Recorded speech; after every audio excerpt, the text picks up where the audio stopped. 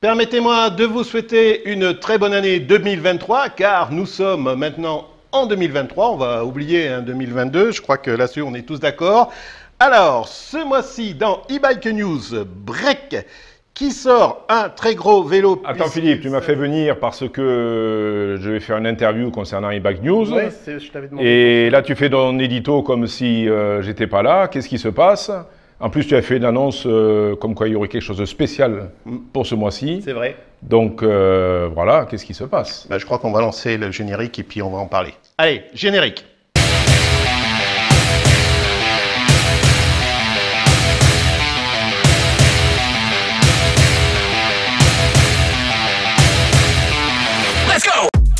On va commencer tout de suite par Clip.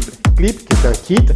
C'est un opérateur californien spécialisé dans la location de patinettes électriques. Est-ce que ça vous dirait de gagner de l'argent en faisant du vélo sans faire de livraison? GoCycle a été fondé dans les années 2000 par un ancien ingénieur de chez McLaren. Ouais, celui des fameuses voitures. Non, c'est la photo du vélo, pas de ça. Qui à force de boire de l'eau du lac d'Annecy, ouais, ça existe, c'est en bouteille, il y a même le conseil de dégustation, c'est 13 degrés, température. Bon, effectivement, on a changé de décor. Dis-moi, comment t'es venue l'idée d'e-Bike News? Écoute, on était en plein Covid, et puis comme beaucoup, j'avais du temps, et à ce moment-là, donc on a eu l'idée avec ma femme et puis avec Cédric de lancer cette émission e-Bike News, tout simplement. C'est-à-dire que tu fais tout seul en fait? Oui, je fais tout seul, c'est-à-dire aussi bien la recherche des articles intéressants, je fais également donc la récupération des données, je fais la rédaction, je fais le tournage sur fond vert, parce qu'ici on n'est pas sur fond vert, mais d'habitude on est sur fond vert, tu as pu le voir. Je fais également même la musique de fond, c'est moi qui la fais, enfin bref, je fais tout. Et ta femme et Cédric, ils font quoi dans l'histoire? Alors ma femme, elle s'occupe, elle est importante puisqu'elle s'occupe de tout ce qui est gestion, de l'intendance, et Cédric, lui, s'occupe de tous les réseaux sociaux. Ok, je comprends. Et quelques chiffres? Quelques chiffres. Écoute, e-Bike News, c'est 32 émissions en tout, y compris donc e-Bike News Express, et puis une émission, une émission spéciale que j'ai fait également. Donc, on a fait des pilotes pour travailler avec d'autres personnes. D'accord, ok, je comprends. Tu as fait différentes émissions que tu as arrêtées? Oui, j'ai fait différentes émissions. J'ai fait e-Bike News Express qu'on a arrêté parce qu'a priori, c'est une émission qui n'a pas trouvé son public. J'ai fait également une partie reportage qui finalement n'a pas spécialement plu parce que quand je l'ai arrêté, personne ne l'a réclamé. Et puis j'ai fait aussi un pilote, je te disais, pour Bike Echo, où il n'y a pas eu de suite. Voilà. Et au moins e-Bike News t'a rapporté de l'argent? Non, pas du tout. C'est ce que beaucoup de personnes croient. Non, en fin de compte, e-Bike News m'a rapporté absolument rien. J'ai fait une émission totalement gratuite parce que je voulais donner la possibilité à toutes les personnes donc, de communiquer, donc aussi bien donc, petites sociétés qu'aux grosses sociétés. Donc e-Bike News ne m'a rien rapporté. Et puis YouTube, tu sais comment ça fonctionne. YouTube, il faudrait que j'ai au moins 100 000 abonnés pour que ça commence à rapporter quelques sous. Ce qui n'est pas le cas. Non, c'est une toute petite chaîne. C'est une chaîne avec une communauté qui est très importante, mais c'est quand même une petite chaîne. D'accord, je comprends. Et tu m'as annoncé vouloir faire de grosses annonces. Tu peux m'en dire plus sur ces annonces? Alors oui, j'ai une très grosse annonce à faire. Et déjà pour commencer, on va regarder la vidéo.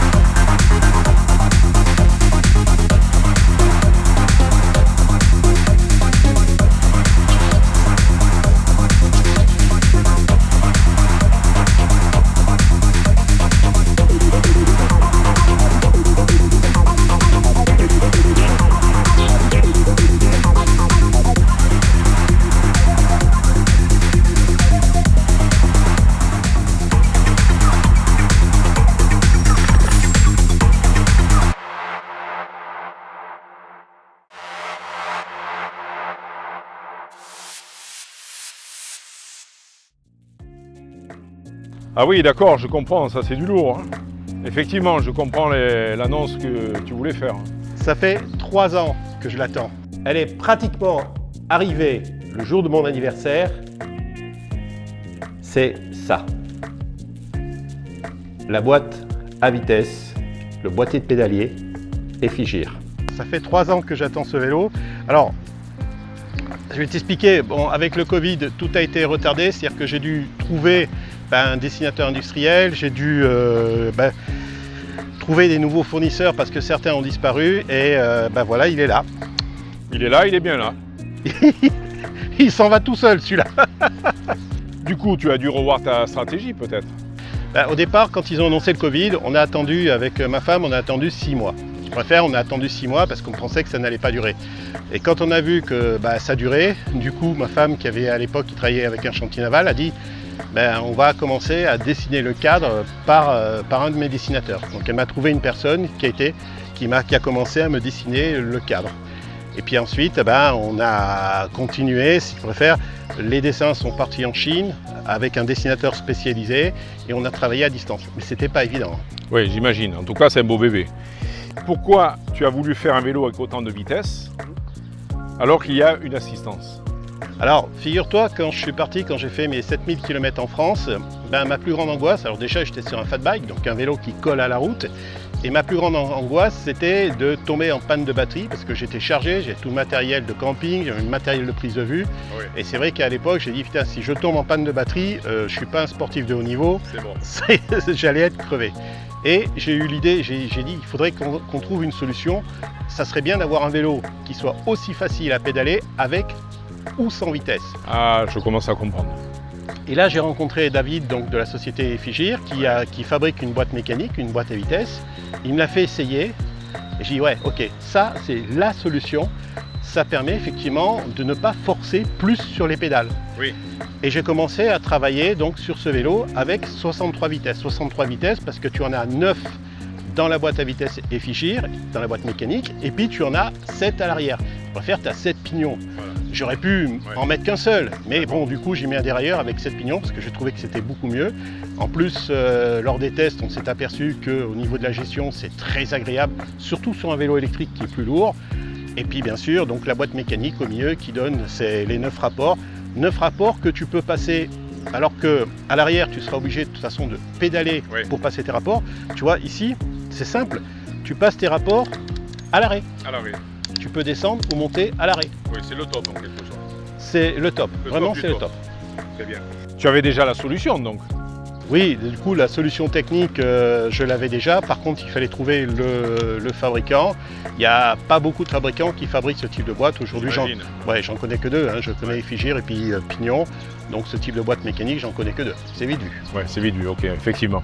Avant de venir, j'ai fait quelques recherches sur Internet et visiblement, tu es le premier à proposer ce produit avec autant de vitesse, etc. Effectivement, c'est le premier vélo électrique au monde avec autant de vitesse, je dirais, mécanique. De possibilités, voilà.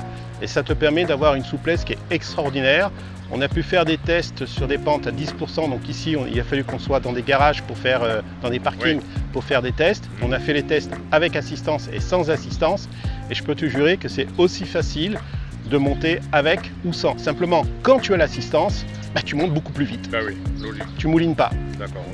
Mais en plus, figure-toi que c'est pas tout.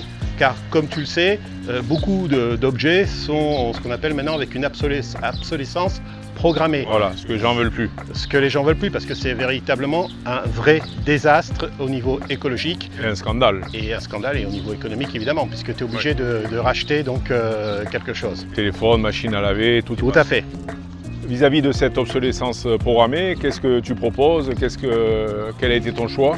Alors, tout simplement, figure-toi que la batterie de ce vélo, c'est une batterie française. Okay. Elle est fabriquée en France et je la garantis 10 ans. Ah ok, c'est énorme.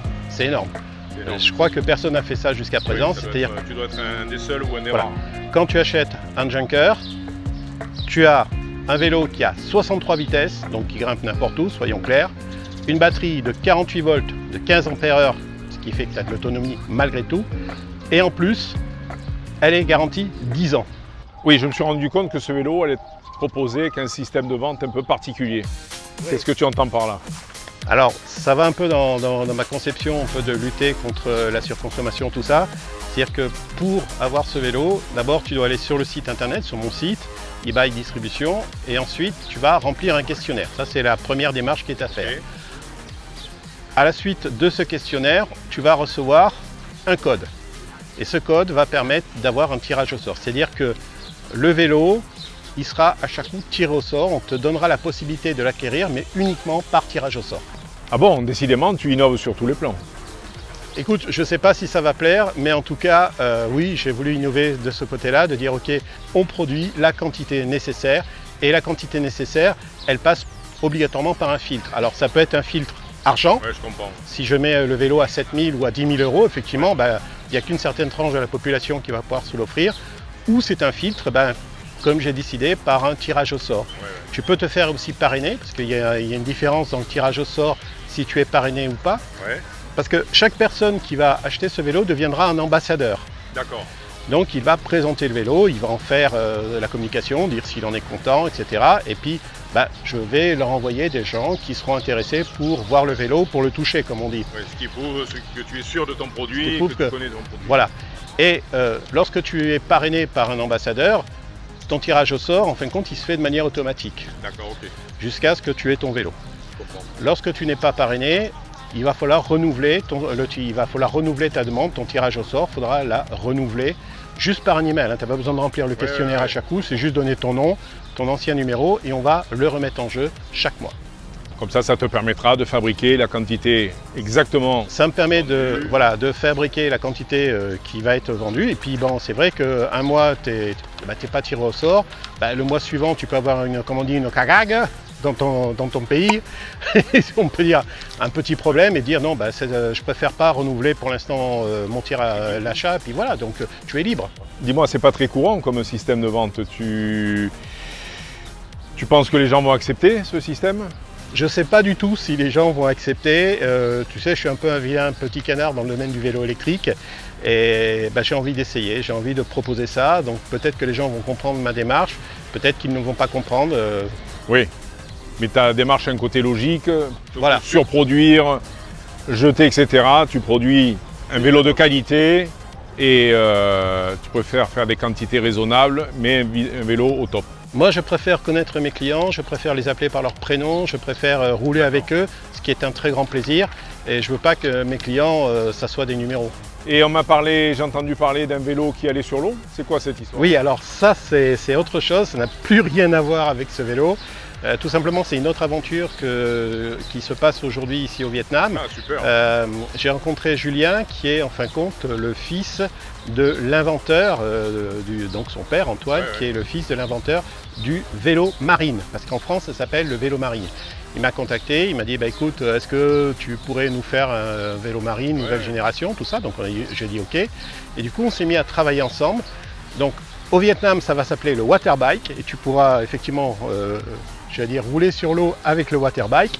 Et en France, Julien va vendre le vélo marine, s'il conserve le nom de vélo marine. Mais en tout cas, il faut savoir qu'avec ce vélo est extraordinaire parce qu'il est né dans les années 70 en France, 70-80. Il y a même eu des artistes comme Sheila, pour ceux qui connaissent Ringo. Je sais, ça va être les anciens, c'est pas la nouvelle génération qui ont été pris en photo parce qu'ils utilisaient ce vélo pour le plaisir. Et puis il faut savoir qu'Antoine, il a traversé la Manche de la France en Angleterre avec ce vélo. Il a mis 13 heures. Ouais, c'était un précurseur. Ça a été vraiment un précurseur. Et moi j'ai trouvé que c'était une idée fantastique de reprendre ce vélo et puis de lui redonner naissance. Et comme on voit ici, de l'eau, il y en a de partout. Et ici, on est entouré d'eau. Entouré d'eau, apparemment des beaux poissons. Dommage, j'ai pas amené ma canne à pêche. Mais écoute Philippe, j'étais ravi de te poser toutes ces questions. Je suis un peu plus éclairé sur ce vélo, qui est formidable. Je l'ai à côté de moi là. Toi, tu as eu la chance de l'essayer? Voilà, je l'ai essayé et j'avoue que c'est assez sympa, c'est étonnant. Il faut venir au Vietnam pour l'essayer, je suis désolé, mais bientôt il sera en France, C'est étonnant, en tout cas il est magnifique, c'est un beau bébé, donc bravo à toi. Et super produit, voilà. J'étais ravi de te rencontrer et de rencontrer ce magnifique vélo. Voilà, c'est la fin de l'émission e-Bike News, puisque j'arrête au bout de 2 ans d'avoir sorti e-Bike News, ben, je l'arrête, c'est une émission que j'arrête, tout simplement parce que j'ai beaucoup de choses à m'occuper. J'ai d'abord le Junker à m'occuper, bien sûr, et puis vous avez compris qu'il y a d'autres projets ici au Vietnam, donc le vélo marine avec Julien, et puis également je vais me lancer dans les vélos cargo ici au Vietnam, ce qui fait que du coup ça me prend énormément de temps. Donc c'est des projets qu'on a démarrés pendant le Covid et qui sont en train de se développer. Et du coup, je ne peux plus faire cette émission e-Bike News. J'ai essayé de trouver quelqu'un qui prenne la suite, mais je n'ai pas trouvé, j'avoue, ça a été un peu un échec. Sinon, j'étais bien content de faire cette émission pendant 2 ans. J'ai pris beaucoup de plaisir à vous trouver des articles sympas, des vélos sympas, des fois des engins qui sont des ornis, des objets roulants non identifiés. Vraiment, puis le contact également, contact avec pas mal de monde dans le milieu du vélo et du vélo électrique, et puis des petits jeunes aussi que j'ai découverts qui se lançaient, donc ça a été formidable. Très très bons souvenirs sur cette émission, je pense que pour vous aussi, toutes les émissions vous les avez appréciées, ça a été dans les commentaires en tout cas. Et puis vous allez continuer à me suivre parce qu'on va continuer, je vais vous raconter les aventures avec le Junker. Je vais également reprendre des reportages, des conseils vidéo, voilà, il y a plein de choses. Rien ne s'arrête, c'est simplement une modification. J'arrête juste l'émission e-Bike News, tout le reste ça continue. Merci de nous avoir suivis. Vous pouvez aller faire du vélo. Moi maintenant je vais pouvoir en faire avec vous. Et puis je vous donne rendez-vous à la prochaine vidéo. Let's go!